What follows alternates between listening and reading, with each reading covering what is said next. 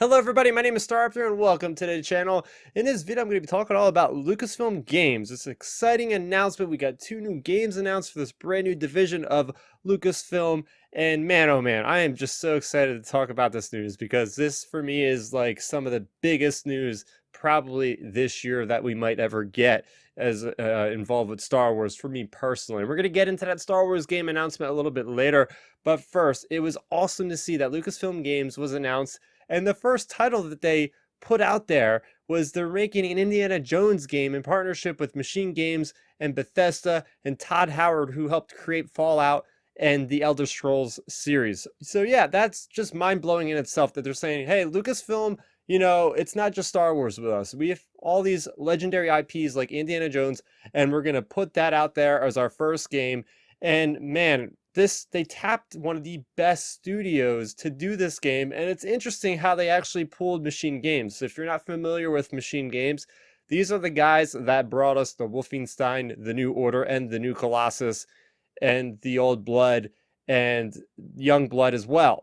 These guys are just visionaries when it comes to making great narrative first-person shooters that are set during World War II. And wouldn't you know it, Indiana Jones is set during World War II with Nazis. So these guys are really good with creating these classic looks of locations in World War II and having you kill lots and lots of Nazis. And well, I will say, I assume this Indiana Jones game will be third person and like an action adventure, right? It's probably going to be like a Tomb Raider game. It's probably going to be like an Uncharted game from that perspective, very climactic or cinematic rather, and just action heavy. And well, Machine Games deals with first person shooters, but that's not to say that there hasn't been anything crazier done from a first person heavy developed studio going into a third person game. The best example I can give you guys right now for you Star Wars fans out there is Respawn Studios turning away from their first-person shooter roots with Call of Duty Modern Warfare and with the Titanfall series and going into third-person action adventure with Jedi Fallen Order. And we look to see how good that transition worked. And I'm just hoping that the same thing happens with this Indiana Jones game. I have loved what they have done with the Wolfenstein series, and it's very mature. It's just very gritty. And I mean, this is Indiana Jones we're talking about, so obviously it's not going to be like a super mature, heavy game. But it's still great to see that Lucasfilm Games is getting right off on the right foot. They're going after talent that is not, basically EA. First off, that's the big thing here is it's not EA, it's actually Bethesda. And there could be a whole nother discussion that goes along that with that, since we know that Xbox is buying Bethesda. The deal is going to be solidified later on in 2021. So does that mean this game is going to be an Xbox exclusive, which would be a huge get for Xbox? Because a lot of people are always stating about how the Xbox doesn't have the exclusives and this and that. At the very least, I think this will be on the Xbox Game Pass, which is basically their Netflix version for games. You could pay either $9.99 or $14.99 a month and get a huge catalog of games. And a lot of all their first party games go directly to Game Pass on day one. So I think the best case scenario is we're going to see Indiana Jones appearing on Game Pass day one. And that's going to be great. Whether or not it's a timed exclusive for PlayStation, I am not sure, but things are quite nebulous until this deal between Bethesda and Xbox gets solidified. But other than that, I am just very, very happy with this news. And that wasn't the only thing, because we got news today that the Star Wars IP, they are getting an open world Star Wars game developed by Massive, who is a subsidiary developer of Ubisoft. And that is big because everybody thought that they still had this EA deal where all the Star Wars games were locked up to EA. They make Battlefront 2, they made Jedi Fallen Order as well as Squadrons, but that is not the case. Lucasfilm Games is now open to going to other developers to get the games that they think would work best for those developers, which is just a great idea. They're still making these EA games, by the way. EA games will still continue in development. EA themselves came out and did say they do have multiple Star Wars games in development. I think it's safe to assume they're making a Jedi Fallen Order sequel or some other game in that franchise. We'll probably get a Battlefront 3 for the new systems, and I'm sure that Motive is doing some sort of work on a follow-up to Squadrons. At least I really hope so. So this is the best case scenario. It's not like they're saying, okay, EA Games, they're shut off. We're not working with EA Games anymore, because that'd be a bad idea. There's a lot of fans like myself that would like to see follow-ups to those games that they made that are great. But this is awesome news for Star Wars gamer fans everywhere, because now that means we can have studios from any corner of the globe making Star Wars games, which just means in general we get more Star Wars games all over, right? Usually it's been about a year turnover rate for these games to come out. I'm thinking that we can get maybe 2 or 3 games a year.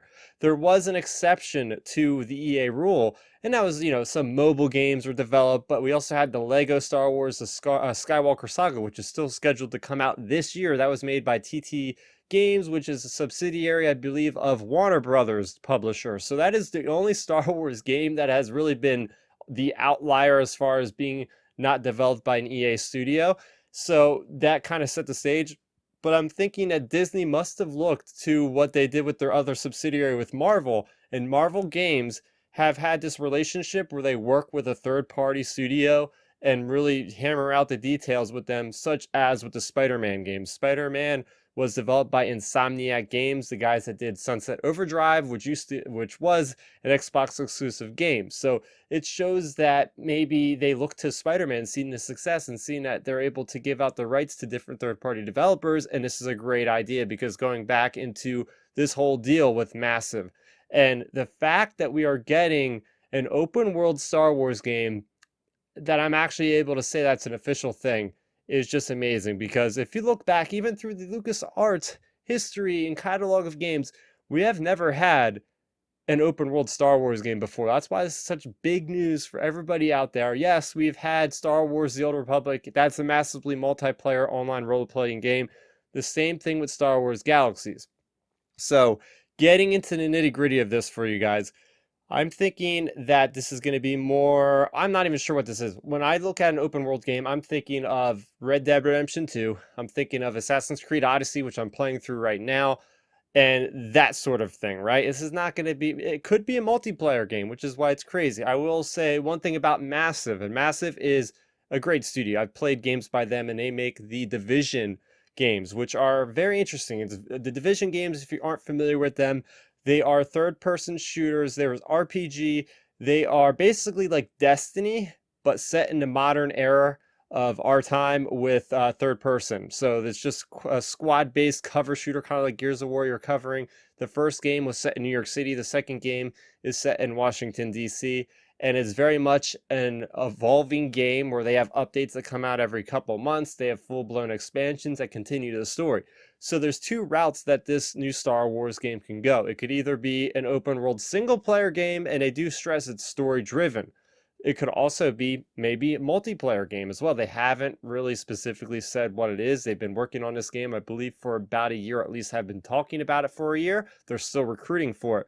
So it could be, let's say, if it's an open world single player game, it could be something along the lines of like Assassin's Creed or Far Cry, because this is in partnership with Ubisoft, by the way. Ubisoft is actually heading this game, so you look at a lot of their catalog and it's impressive, because a lot of their games have mastered that open world feel. You have Assassin's Creed, you have Just Cause, you have Far Cry, you have Watch Dogs, you have Ghost Recon. The list just goes on. These guys have been doing this for like decades with these games, so they know what they're doing. So it makes total sense that the first Star Wars open world game is going to be with Ubisoft, and that to me is very, very good. I know there's a lot of people out there.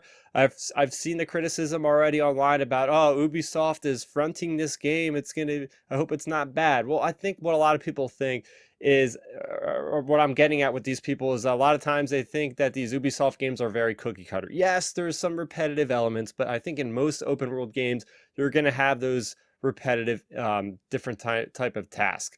But overall, I'm just very happy with this whole endeavor with Lucasfilm Games and everything that is a possibility now. They can have Star Wars games 3-4 times a year, depending on how often they can work with these developers. All these things are going to be safeguarded by the story group. We're still going to get that quality of storytelling that we know and love from the recent Star Wars games. Are really going to critique all that, the things in the environments, and obviously the story and the characters. It's all going to fall in line with canon, which is just excellent to hear. And we're just getting more of it. EA is still going to make these games. Plus, we're going to get all these third-party developers that are going to jump in. Now we can maybe get RPGs. We might be able to get RTSs. We could possibly get another follow-up to the Pod Racer game. Now I'm looking at the diversity of the catalog that has already been great. We already hit the check boxes for games like Battlefront that are the shooters. We got the action adventures with Jedi Fallen Order. We got the dog fighting simulation games in space with Squadrons. We're checking off that box for an open world Star Wars game, which people have been crying and shouting from the rooftops that they've wanted for years. So now it's just, okay, let's see how far they can go. Let's see how much niche type of games they can get. I would love an RTS that's like Empire at War. Oh man, I'm just so happy, and this is the happiest I've been as a Star Wars gamer in years. I can't remember like how long ago it was where I was this excited about the future of Star Wars games, because it really does look bright.